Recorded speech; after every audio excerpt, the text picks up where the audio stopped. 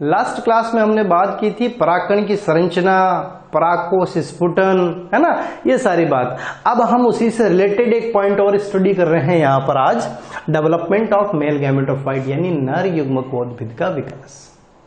देखिए नर युग्मकोद्भिद का विकास कहाँ से स्टार्ट होता है, तो पहला ही पॉइंट आपका यही है, फर्स्ट सेल जो है आपकी माइक्रोस्पोर या पॉलन ग्रेन यानी लघु बीजाणु या फिर पराग कण आप इसे कह सकते हैं, है ना। लघु बीजाणु या फिर पराग कण जो है वो प्रथम कोशिका है मेल गैमेटोफाइट की।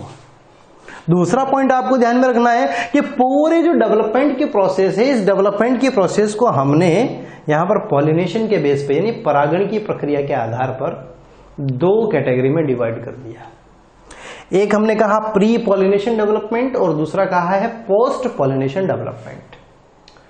प्री पॉलिनेशन डेवलपमेंट यानी जब परागण की प्रक्रिया से पहले कुछ चेंजेस पॉलन ग्रेन में होते हैं, परागकण में होते हैं, तो उन्हें हम किस में स्टडी करेंगे, प्री पॉलिनेशन डेवलपमेंट में। और परागण की प्रक्रिया यानी परागकण का वर्तिकाग्र पर पहुंचने के पश्चात अगर उसमें कोई परिवर्तन होते हैं तो उनको हम किस में स्टडी करेंगे, पोस्ट पॉलिनेशन डेवलपमेंट में।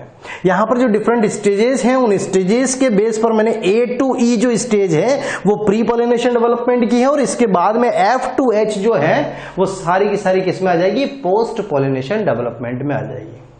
तो देखिए बात कर लेते हैं अपन डेवलपमेंट ऑफ मेल गैमेटोफाइट। देखिए जो A स्टेज है, A स्टेज एक सामान्य परागकण की संरचना है जो हमने लास्ट क्लास में भी स्टडी की। बाहर की तरफ एक्साइन होती है स्पोरोपोलिनिन की बनी हुई, है ना, जिसमें आपको जर्म पोर देखने को मिलते हैं, और जर्म पोर के बेस पे हमने मोनोकॉल्पेट, ट्राइकॉल्पेट ये कंडीशन भी स्टडी की हुई है। उसके बाद में देखें अंदर की तरफ आपको एक थिन पैक्टोसेलुलोज की बनी हुई क्या मिलेगी, एंटाइन मिलेगी। एंटाइन के अंदर बहुत सारा डेंस प्रोटोप्लाज्म भरा हुआ रहता है, और इसी प्रोटोप्लाज्म के अंदर आपको एक रिक्तिका और एक केंद्रक देखने को मिलता है। अब देखें कि जब A से B में अपडेट हुए हम तो क्या परिवर्तन हो रहे हैं, तो परिवर्तन क्या हुए, तो देखें इन परिवर्तनों को आप इन स्टेजेस के नीचे या फिर इन एरो के ऊपर नीचे कहीं पर भी लिख सकते हैं, है ना। ये जब फ्लो चार्ट आप बनाएं तो फ्लो चार्ट को इस तरीके से बनाएं कि आप यहां पर कोई पॉइंट मेंशन कर सकें या फिर यहां पर कोई पॉइंट मेंशन कर सकें।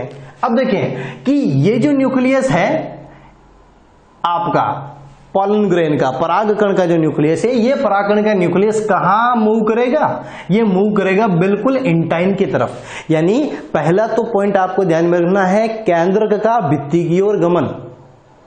भित्ति की ओर गमन होने के बाद में इसमें समसूत्री तरकु तंतुओं का निर्माण प्रारंभ हो जाता है, जिनको हम कहते हैं माइटोटिक स्पिंडल फाइबर। जैसे ही केंद्रक भित्ति की ओर आया इसमें समसूत्री तरकु तंतुओं का निर्माण प्रारंभ हो गया, और समसूत्री तरकु तंतुओं का जो निर्माण प्रारंभ हुआ तो इससे क्या होगा, एक केंद्रक से दो केंद्रकों का निर्माण हो जाएगा, और जब दो केंद्रक बनेंगे तो यहां पर देखें इस तरीके के डिवीजन को हम माइटोटिक डिवीजन या समसूत्री विभाजन कहते हैं। लेकिन मैंने यहां पर लिखा है unequal mitotic division. It means एक केंद्रक आकार में बड़ा बनेगा और एक केंद्रक आकार में छोटा बनेगा, है ना। तो क्या होगा, जो आकार में यहां पर बड़ा केंद्रक बनेगा वो पुनः कहां चला जाएगा, केंद्र की ओर चला जाएगा। जो आकार में छोटा केंद्रक होगा वो यहीं भित्ति के पास में रह जाएगा। अब देखें यहां से हम इस स्टेज पर आ रहे हैं, तो ये जो मैंने आपको बताया वो चेंजेस हो चुके हैं, यानी दो केंद्रकों का निर्माण हो गया। एक केंद्रक पुनः कहां चला गया, केंद्र की ओर, और दूसरा केंद्रक कहां रह गया, भित्ति की ओर। जो भित्ति की ओर केंद्रक रहा इसे हमने कहा है जनन केंद्रक या जर्म न्यूक्लियस, और जो केंद्र की ओर गया है और आकार में बड़ा है, इस बड़े आकार के जो न्यूक्लियस को हमने यहां पर कहा है सोमेटिक न्यूक्लियस, या फिर आप कह सकते हैं इसे कायिक केंद्रक। सोमेटिक न्यूक्लियस या कायिक केंद्रक, और जो जर्म न्यूक्लियस है उसे हम कह सकते हैं यहां पर जनन केंद्रक। अब क्या होता है, देखो कि जो बड़े आकार का केंद्रक था वो तो केंद्र में चला गया, छोटे आकार के केंद्रक के चारों ओर पुनः भित्ति का निर्माण प्रारंभ हो जाता है। जो छोटा न्यूक्लियस था जो इंटाइन की तरफ है, इसके चारों तरफ फर्दर क्या, एक भित्ति का निर्माण प्रारंभ हो जाता है। इट मीन्स अब यहां पर जब इसके चारों तरफ भित्ति का निर्माण होगा तो एक नई कोशिका बन रही है। क्या बन रही है, एक नई कोशिका का निर्माण हो रहा है। तो प्रारंभ में ये जो कोशिका है ये लेंस के आकार की होती है, लेकिन बाद में जब ये अलग होती है तो ये गोलाकार या अंडाकार आपको दिखाई देती है। अब ये पूरी एक कोशिका बन गई है। इस कोशिका को, ये न्यूक्लियस क्या था, जनन केंद्रक या जर्म न्यूक्लियस था, तो कोशिका को हम क्या कहेंगे, जनन कोशिका या फिर जर्म सेल हम कहेंगे। और जो दूसरी आकार में बड़ी कोशिका है वो आपकी हो गई सोमेटिक सेल या कायिक कोशिका। क्लियर। अब देखें दूसरी बात हम करते हैं, इसके आगे चले हम, तो आगे आप देखें कि ये जो जनन कोशिका है, इस जनन कोशिका के आकार में, इसके शेप में परिवर्तन की विभिन्न अवस्थाओं में अलग अलग चेंजेस होते हुए आपको दिखाई देंगे। क्या क्या चेंजेस होते हैं, तो देखें इनकी जो ये जो जर्म सेल है आपकी, ये जो जनन कोशिका है, जनन कोशिका मसूराकार, तर्कु रूपी, क्रमी रूपी, इस प्रकार के विभिन्न शेप आपको यहाँ पर देखने को मिलते हैं। तो यहाँ पर मैंने वो सारे शेप मेंशन किए, देखें लेंटिकुलर यानी मसूराकार, स्पिंडल यानी तर्कु रूपी और वर्म शेप यानी क्रमी रूपी आपको जर्म सेल देखने को मिल सकती है। तो तीनों में से कोई एक प्रॉपर शेप हो सकता है, लेकिन अधिकांशतः तर्कु रूपी या फिर जो क्रमी रूपी जर्म सेल है यही रहती है। और इसका रीजन ये कि जो तर्कु रूपी कोशिका है वो आसानी से पराग नलिका के भीतर प्रवेश कर सकती है, आसानी से पराग नलिका के भीतर प्रवेश कर और गति कर सकती है, इसलिए इनका आकार ये रहता। अब ए से लेकर ई तक की जो स्टेज है, अब यहां पर देखें कि यहां तक तो एक ही कोशिका थी, लेकिन अब ये कौन सी स्टेज है, ये हो गई आपकी 2 सेल स्टेज यानी द्विकोशिकीय अवस्था। ये सारे चेंजेस कहां होते हैं, तो ध्यान में रखें पराग कोश के भीतर ही होते हैं। परागकण में, परागकण में जो चेंजेस हो रहे हैं ये कहां हो रहे हैं, जब तक परागकण परागकोश के अंदर है यानी डेसेंस के थ्रू ये अभी बाहर रिमूव नहीं हुआ है, उससे पहले पहले चेंजेस हुए हैं। इट मींस पॉलिनेशन से पहले, परागण से पहले, और परागण से पहले हुआ है तो आप क्या बोलेंगे, प्री पॉलिनेशन डेवलपमेंट। वापस से समझ लीजिए, इन शॉर्ट बता रहा हूं। केंद्रक भित्ति की ओर गति करेगा, भित्ति की ओर आकर क्या बनाएगा, माइटोटिक स्पिंडल फाइबर यानी समसूत्री तर्कु तंतुओं का निर्माण। ये समसूत्री तर्कु तंतुओं के निर्माण के पश्चात 2 केंद्रक बनेंगे, एक आकार में बड़ा और एक छोटा। बड़ा केंद्रक जो है वो पुनः मध्य की ओर गति करेगा, छोटा आकार का जो केंद्रक है वो कहाँ रह जाएगा, भित्ति की ओर, और इसके चारों ओर एक भित्ति का निर्माण होता है, जिसकी वजह से एक आकार में छोटी जर्म सेल का फॉर्मेशन हो जाता है और एक आकार में बड़ी सोमेटिक सेल का फॉर्मेशन होता है। ये होती है द्विकोशिकीय अवस्था, जिसमें एट लास्ट जो लेंटिकुलर जो जर्म सेल है उसका शेप लेंटिकुलर, स्पिंडल या फिर वर्म शेप यानी मसूराकार, तर्कु रूपी या क्रमी रूपी होता है। अब इसके आगे जो है यहाँ पर दोनों सेल्स के बीच में डिफरेंस भी दिया हुआ है, तो आपको क्या ध्यान में रखना है, सिंपल सा, जो कायिक कोशिका है आकार में बड़ी है, तो जो जर्म सेल है वो आकार में कैसी है, छोटी है। अगर सोमेटिक सेल या कायिक कोशिका आकार में बड़ी है तो उसमें कोशिका द्रव्य या जीव द्रव्य की मात्रा क्या होगी, ज्यादा होगी, जबकि जो जर्म सेल है उसके अंदर जीव द्रव्य की मात्रा क्या होगी, कम होगी। नंबर ऑफ सेल ऑर्गेनल या कोशिकांगों की संख्या आपको सोमेटिक सेल में ज्यादा देखने को मिलेगी as compare to germ cell या जनन कोशिका, है ना। और चौथा और इंपॉर्टेंट पॉइंट आपको ध्यान में रखना है कि आरएनए की मात्रा सोमेटिक सेल में ज्यादा होगी, जर्म सेल में आरएनए की मात्रा बहुत कम होगी। लेकिन 5वां पॉइंट, डीएनए की मात्रा दोनों कोशिकाओं में इक्वल होगी, समान होगी। क्लियर। अब बात आ जाती है आगे की स्टेज की। तो ये तो थी बात प्री पॉलिनेशन डेवलपमेंट की। अब आ जाते हैं पोस्ट पॉलिनेशन डेवलपमेंट में। इस अवस्था में अधिकांश पादपों के जो परागकण है, अधिकांश आवृत बीजों के जो परागकण हैं वो परागकोश से मुक्त होकर विभिन्न माध्यमों की सहायता से वर्तिकाग्र तक पहुंचते हैं और इसी प्रक्रिया को हम कहते हैं पॉलिनेशन या परागण। क्या कहते हैं, पॉलिनेशन या फिर परागण हम इसको कहते हैं। तो जैसे ही परागण हुआ, पॉलन ग्रेन कहाँ आ गए, पॉलन ग्रेन वर्तिकाग्र पर आ गए।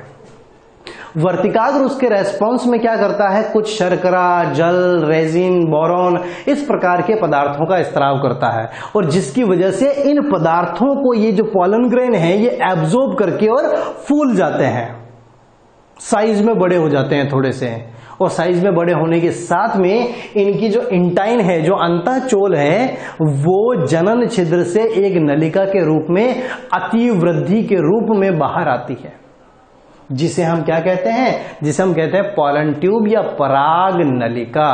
क्या कहते हैं हम इसे, पराग नलिका। अब जैसे ही पराग नलिका का निर्माण होता है, सबसे पहले इसमें आपका जो कायिक केंद्रक था, जो आकार में बड़ा, जो सेंटर में प्रेजेंट था, वो कायिक के अंदर प्रवेश करता है, और इसके पीछे पीछे जो है वो जर्म सेल या जनन कोशिका प्रवेश कर जाती है, और जनन कोशिका भीतर की ओर पराग नलिका में प्रवेश करके और एक समसूत्री विभाजन द्वारा 2 अगुणित अचल कशाबिका विहीन नर युग्मकों का क्या कर लेती हैं, निर्माण। और इस अवस्था में हम इसे 3 कोशिकीय परागकण कहते हैं। क्या कहते हैं, 3 कोशिकीय परागकण। और ये जो 3 कोशिकीय परागकण है, इसे ही हम एक परिपक्व नर युग्मकोद्भिद के रूप में प्रदर्शित करते हैं। तो ये तो था पूरा का पूरा जो डेवलपमेंट, जिसमें आपका F से लेकर और H तक में जो परिवर्तन हुए वो सारे के सारे कैसे, वर्तिकाग्र पर हुए। इट मीन्स परागण के पश्चात, इसीलिए हमने कहा पोस्ट पॉलिनेशन डेवलपमेंट।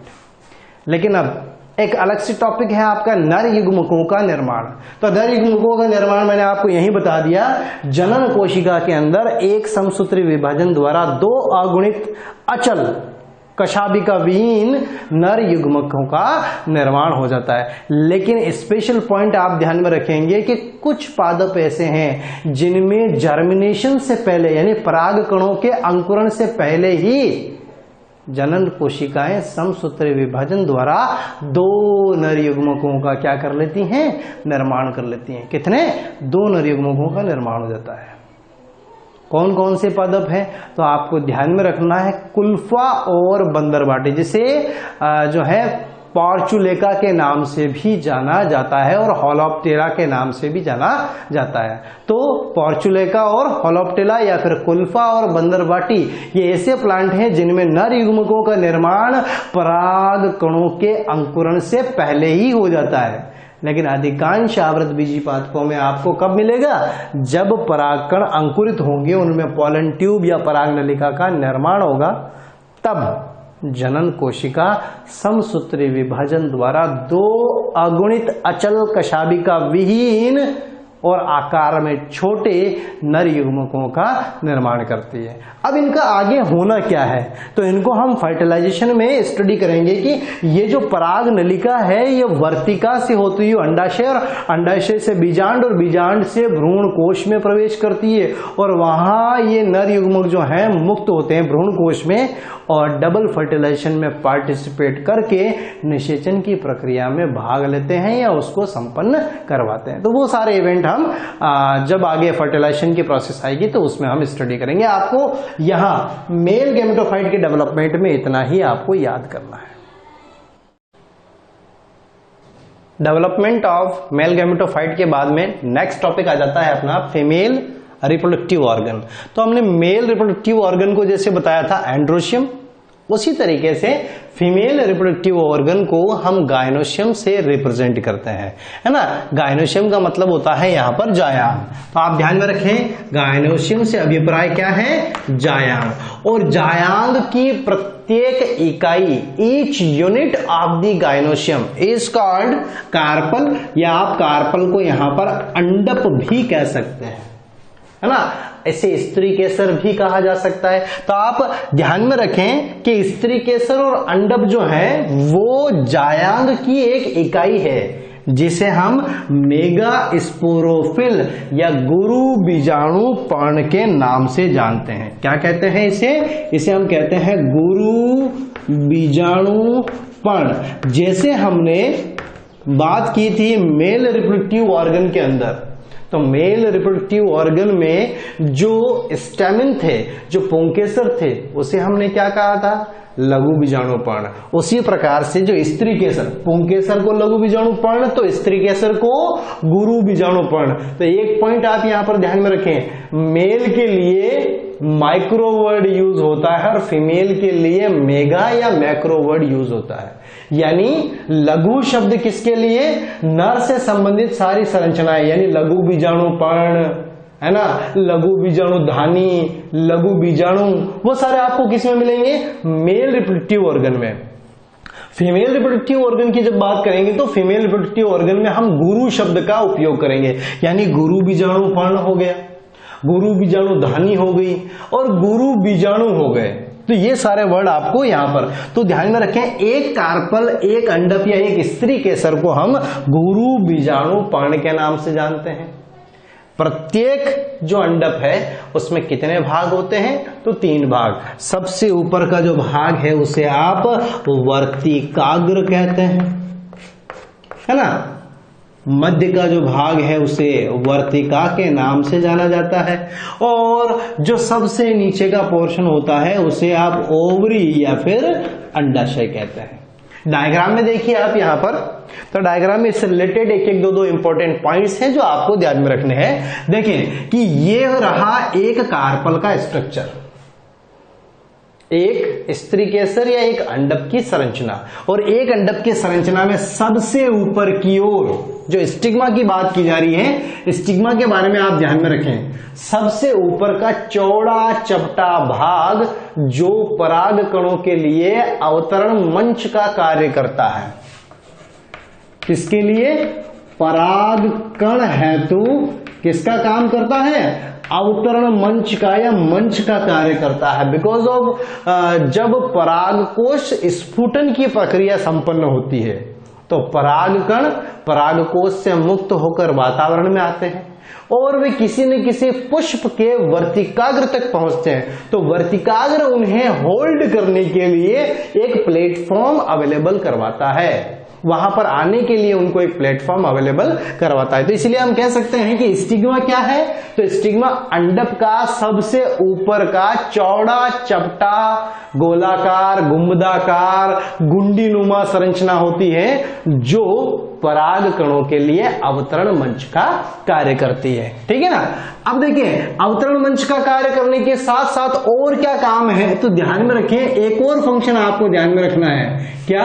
ये पराग कणों के अंकुरण हेतु भी उत्तरदायी होते हैं। स्टिग्मा जो है, जो वर्तिकाग्र है, वो पराग कणों के अंकुरण के लिए भी उत्तरदायी है। कैसे? जैसे ही परागण की प्रक्रिया द्वारा परागकण आते हैं, उन परागकणों के आते ही वर्तिकाग्र के द्वारा रेजिन, बोरोन, शर्करा, जल इत्यादि पदार्थों का स्त्राव होना प्रारंभ हो जाता है ना। और इन पदार्थों का उपयोग करके ही परागकण क्या होते हैं? अंकुरित होते हैं। तो अंकुरण के लिए जो आवश्यक पदार्थ हैं उनका स्त्रावण किसके द्वारा होता है? स्टिग्मा के द्वारा या वर्तिकाग्र के द्वारा होता है। उसके बाद में दूसरे नंबर पर आ जाती है आपकी स्टाइल या वर्तिका, जिसे हम कहते हैं। वर्तिका क्या है? तो देखिए स्टिग्मा के नीचे की तरफ आपको एक ट्यूबुलर स्ट्रक्चर दिख रहा है। कैसा? नलिकाकार संरचना दिख रही है और यह नलिकाकार संरचना किसके लिए उत्तरदायी होती है?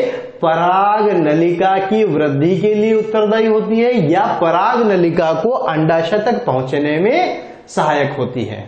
क्यों? 2 कंडीशन होती है। स्टाइल या जो वर्तिका है या तो वो ठोस होती है या फिर वो खोखली होती है। तो ध्यान में रखें, अगर वर्तिका कैसी है? ठोस है, तो इसमें एक एंजाइम प्रेजेंट होता है, पैक्टिनेज एंजाइम। कौन सा एंजाइम? Pectinase enzyme. और पैक्टिनेज एंजाइम एक उत्तक क्षयी एंजाइम है, उत्तकों को नष्ट करने वाला एंजाइम है। तो क्या होगा? जैसे ही पराग कणों का अंकुरण स्टिग्मा पर होगा, पैक्टिनेज एंजाइम इस वर्तिका में कुछ उत्तकों को नष्ट करके और एक कैनाल का फॉर्मेशन कर लेगा, एक कैविटी का फॉर्मेशन कर लेगा। जैसे ही कैविटी बनेगी, यहां से जो अंकुरण के पश्चात पॉलन ट्यूब निकलेगी वो उस कैविटी से होती हुई कहां पहुंच जाएगी? अंडाशय तक पहुंच जाएगी। दूसरी वाली कंडीशन मैंने आपको बताई, अगर वो खोखली है तो उसके अंदर श्लेष्मा भरा रहता है और वो श्लेष्मा जो है काफी न्यूट्रिएंट रिच होता है, जो पॉलन ट्यूब को वृद्धि के लिए आवश्यक पोषक उपलब्ध करवाने का कार्य करता है। ये बात थी किसकी? स्टाइल या फिर वर्तिका की। अब देखिए कि अंडक का सबसे अंतिम फूला हुआ भाग, सबसे अंतिम फूला हुआ भाग आपका क्या कहलाता है? अंडाशय कहलाता है। और अंडाशय जो अंडाशय है उस अंडाशय के अंदर बहुत सारे क्या प्रेजेंट होते हैं? ओव्यूल रहते हैं, बीजांड रहते हैं। और ये जो बीजांड हैं, इन्हें मैंने अभी आपको बताया ना कि यहां पर फीमेल रिप्रोडक्टिव ऑर्गन के लिए वर्ड मेगा यूज होगा। मेगा, यहां पर देखें, मेगा स्पोरेंजिया बोलते हैं ओव्यूल को। यानी ये तो था गुरु बीजाणु पर्ण, ओव्यूल को आप कहेंगे गुरु बीजाणु धानी। क्या कहेंगे? गुरु बीजाणु धानी। जैसे पुंकेसर के अंदर था माइक्रोस्पोरेंजिया, लघु बीजाणु धानी, वैसे ही यहां पर जो ओव्यूल है वो है आपका मेगा स्पोरेंजिया या गुरु बीजाणु धानी, आप इसको कह सकते हैं।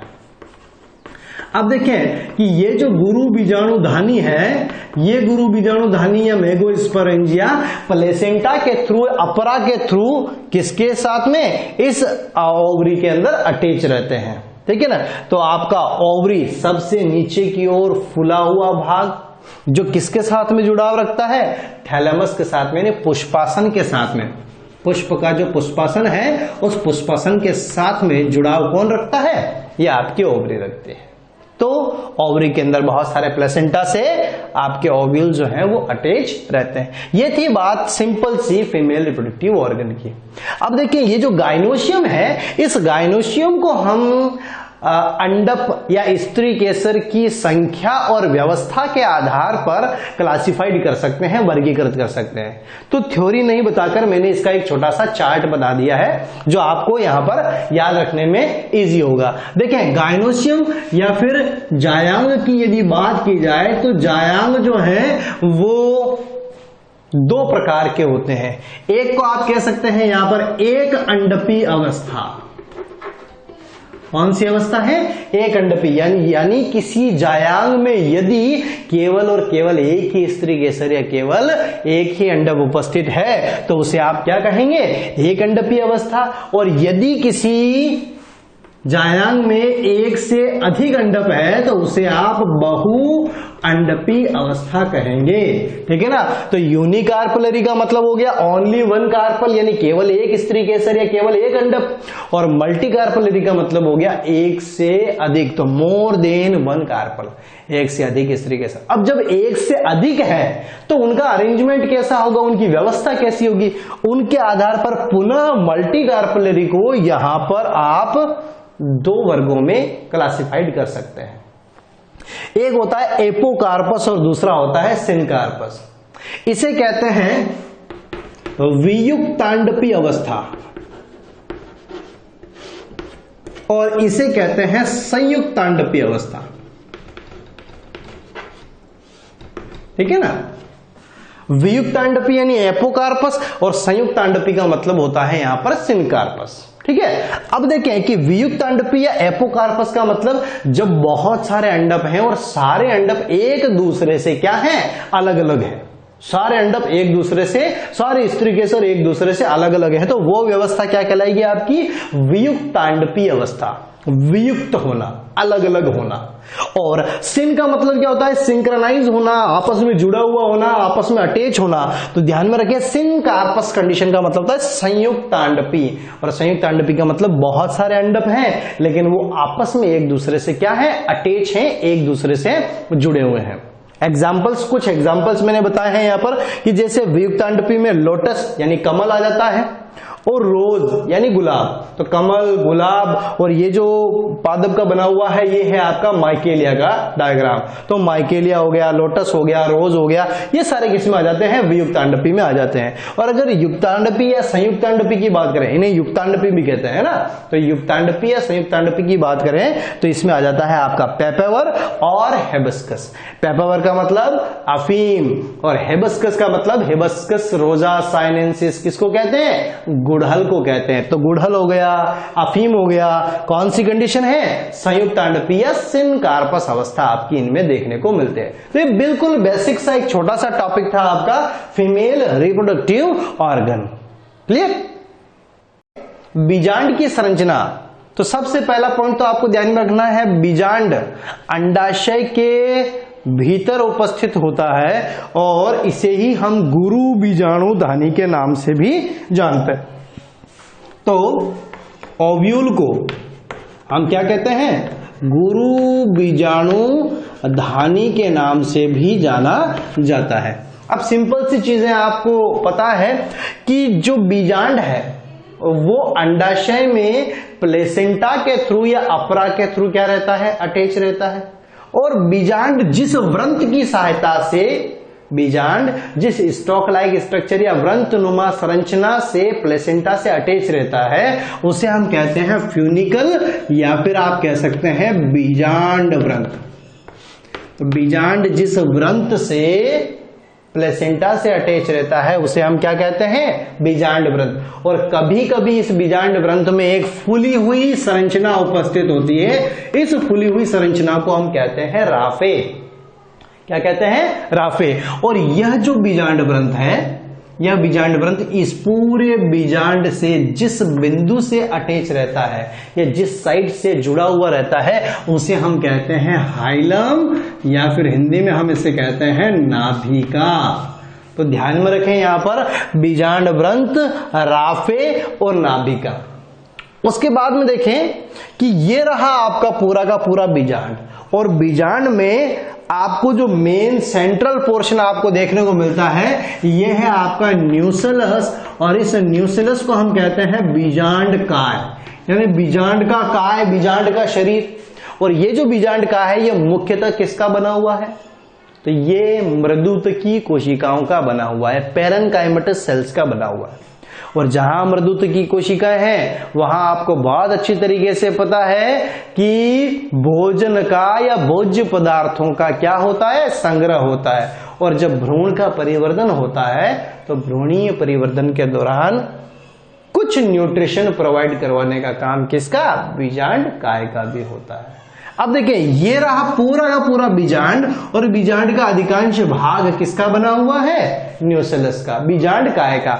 और इस बीजांड काय के चारों तरफ आपको आवरण देखने को मिलते हैं। जैसे आप याद कीजिए हमने परागकण के अंदर बात की थी, तो परागकण में भी दो आवरण थे। बाह्य आवरण को आपने एक्साइन या बाह्य चोल कहा था, अंदर वाले आवरण को आपने अंतःचोल या इंटाइन का। उसी प्रकार से यहां पर जो सबसे बाहर का आवरण है उसे आउटर इंटेग्यूमेंट या इसे हम बाह्य अध्यावरण कहते हैं। परागकण में हम चोल शब्द का उपयोग करते हैं और बीजांड में हम अध्यावरण का उपयोग करते हैं। तो यह हो गया आपका बाह्य अध्यावरण। बाह्य अध्यावरण के अंदर की तरफ आपको एक लेयर और देखने को मिल रही है जिसे हम कहते हैं अंतः अध्यावरण। तो यहां पर कितने अध्यावरण हुए? दो अध्यावरण हो गए, एक बाह्य अध्यावरण और फिर हुआ दूसरा अंतः अध्यावरण। पूरे बीजांड का वो भाग जहां पर कोई अध्यावरण उपस्थित नहीं होता है, अगर इस प्रकार का कोई क्वेश्चन आ जाए तो ध्यान में रखें उसे बीजांड द्वार या माइक्रोपाइल कहते हैं। तो माइक्रोपाइल या आप कह सकते हैं इसे बीजांड द्वार, ठीक है ना। तो यानी बीजांड का वह भाग जहां कोई अध्यावरण। तो यहां पर देखिए एक छिद्रनुमा संरचना आपको यहां पर दिख रही है। इस छिद्रनुमा संरचना को ही माइक्रोपाइल या बीजांड द्वार कहते हैं। और इस वाले भाग को है ना माइक्रोपाइलर एंड कह सकते हैं, माइक्रोपाइल पोल कह सकते हैं, बीजांड द्वारीय ध्रुव आप कह सकते हैं। और जस्ट बीजांड द्वारी जो ध्रुव है या बीजांड द्वारी एंड है, इसके अपोजिट डायरेक्शन में, उल्टे डायरेक्शन में आपको सामने की तरफ कौन सा एंड मिलेगा? चैलेजल पोल या चैलेजल एंड आपको मिलेगा, है ना। चैलेजा या फिर चैलेजल पोल आप यहां पर कह सकते हैं।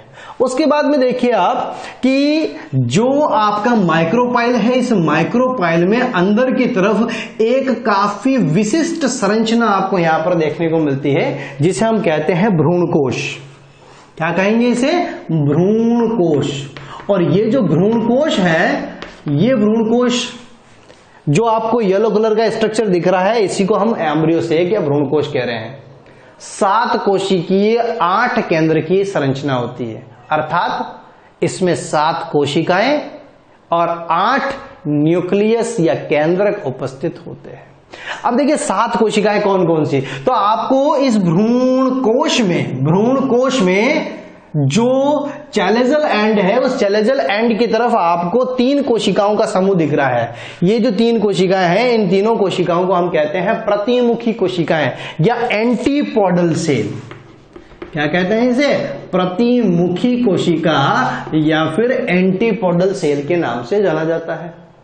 सारी की सारी हैप्लॉइड होती है, कोई विशिष्ट कार्य नहीं, परिवर्तन के दौरान स्वतः क्या हो जाती है? नष्ट हो जाती है या फिर रिड्यूस हो जाती है। दूसरा देखें आप, दूसरा यहां पर आ जाता है पॉलर न्यूक्लियाई।